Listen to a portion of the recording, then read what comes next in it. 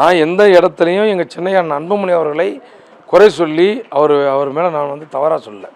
என்னென்னா, பாட்டாளி மக்கள் கட்சி என்பது ஒரு ஊமை ஜனங்களுக்கான இயக்கம். இது ரெண்டாக பிளவுபடக்கூடாது. ஐயா அவர்களோடு இணைந்து நீங்கள் செயலாற்ற வேண்டும். நீங்கள் தைலாபுரம் வாங்க, ஐயாவை சந்திங்க, பிரச்சனைக்கெல்லாம் ஒரு முடிவு கட்டி இணைந்து செயலாற்றுவோம் வாருங்கள்னு தான் கூப்பிட்டேன். இது தவறுன்னு சொல்லி என்ன கட்சி நீக்கிறேன்னா அது மிகப்பெரிய சங்கடத்தை அளிக்கிறது. என்ன கட்சியை விட்டு நீக்குவதற்கான அதிகாரம் முழுக்க மருத்துவர் ஐயா நிறுவனராகவும் தலைவராகவும் இருக்கிற எங்கள் ஐயாவிற்கு மட்டுமே இருக்கிறது.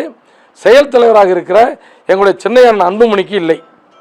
குறிப்பாக இப்போ அன்புமணி ராமதாஸ் இன்னைக்கு வெளியிட்டிருக்க அந்த அறிக்கையில், உங்களை நீக்கம் செய்த அறிக்கையில் பொறுத்தவரையிலும் பார்த்தீங்கன்னா, கட்சிக்கு எதிராக அருள் செயல்பட்டார், அது குறித்து அவரிடம் மன்னிப்பு கேட்டு கூட அவர் மன்னிப்பு கேட்கணும் அப்படின்னு சொல்லி கூட அதுக்கு வந்து மன்னிப்பு கோரல, அதனால தான் அவரை வந்து நாங்கள் நீக்கணும் அப்படின்னு சொல்லியிருக்காரு. நீங்கள் கட்சிக்கு எதிராக செயல்பட்டதாக தான் அவர் சொல்லியிருக்காரு. அதான் சார், பாட்டாளி மக்கள் ரெண்டும் இணைந்து செயல்படணும் அப்படின்னு சொன்னது தவறுன்னா எந்த தண்டனை கொடுத்தாலும் நான் ஏற்றுக்கொள்ள தயாராக இருக்கிறேன். என்ன காரணம்னா, ரெண்டையும் நான் தனியாக பார்க்கல.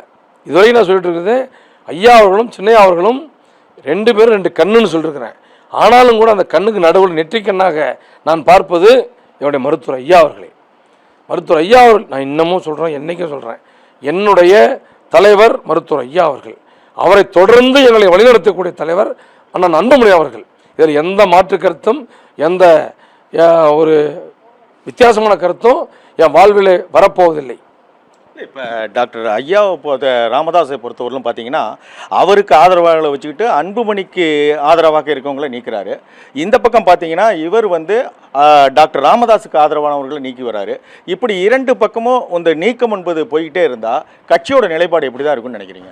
சரி, இப்படிலாம் வரக்கூடாதுன்னு சொல்லிட்டு தான் நாங்கள் என்ன கேட்குறோம், இப்படி எல்லாம் வேண்டாம். நீங்கள் தைலாபுரம் யார்? உங்கள் வீடு தானே, உங்கள் வீடு, அங்கே வாழ்கிறவர்கள், உங்கள் அப்பா உங்கள் அம்மா, இது எங்களுக்கெல்லாம் கடவுள். நீங்கள் வந்து அவர்களை சந்தித்து மனம் விட்டு பேசுங்க அப்படின்னு தான் சொல்கிறோம். இதுதான் தவறு, நான் பண்ண தவறு, இப்படி சொன்னதுக்கு மன்னிப்பு கேட்கணும்னா நான் என்னது மன்னிப்பு கேட்கட்டும் சொல்லுங்கள். இல்லை, குறிப்பாக சொல்லணும்னா அன்புமணி ராமதாஸ் அவர்களோடு பார்த்தீங்கன்னா நீங்கள் நெருங்கி பழகினவர். இந்த நிலையில் உங்களை வந்து இன்றைக்கி நீக்கியிருக்காரு. இதை நீங்கள் எப்படி பார்க்குறீங்க? நான் தான் சொன்னேன்ல, அச்சரப்பாக்கம் இடைத்தேர்தல் நடக்கும் பொழுது என்னுடைய மகள் இன்றைக்கு டாக்டர் முடிச்சிட்டா. அச்சரப்பாக்கத்தில் இடைத்தேர்தல் நடக்குது. அந்த இடைத்தேர்தலில் அண்ணன் அன்புமணி அவரோட பிரச்சார குழுவில் நான் இருக்கிறேன். 28 என் பொண்ணு பிறந்துட்டா. 28 நாளாக ஒரு நாள் கூட இங்கே வந்தாங்க பிரச்சாரம் கண்டு போயிருந்தேன், என்னை போகக்கூடாதுன்னு சொல்லிட்டாரு. நான் அவரோடவே இருந்தவன்.